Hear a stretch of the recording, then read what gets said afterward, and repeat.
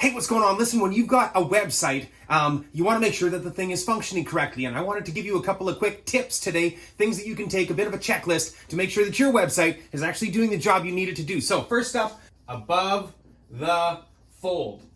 Now, you might not have heard of this before, and that would be okay because it's website lingo. So back in the day when newspapers were the leading form of information and the way people got their news, everything that was above the fold or on the front page, right, as the newspaper sitting there folded, this was all referred to as above the fold content.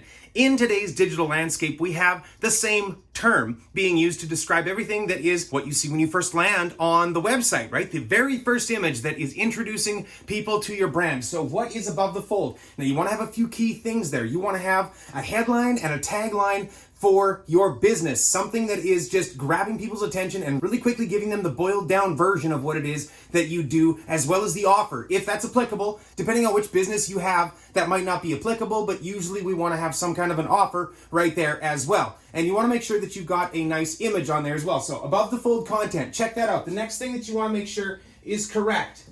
Is your website responsive? I apologize for my penmanship here.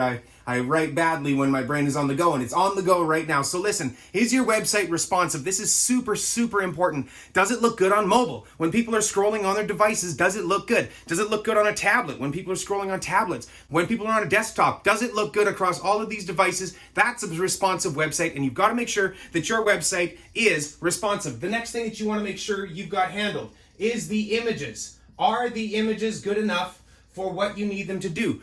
People know what they're looking at, right? They can actually feel like stock photography, right? We can just tell. We can just tell. So are the images good enough? And hey, if you don't have any images, you should probably get some on there, okay? The images have to be good enough. Find a local photographer. Find someone that's going to be able to take those pictures and tell your story. Make sure that the images are good enough. Also, we want to make sure that the layout is correct. And what we're talking about with the layout here, just like anything, seasons change. The times change. The way people are expecting to experience your brand and interact with you on your website, it changes from year to year. So is your layout on your website super old?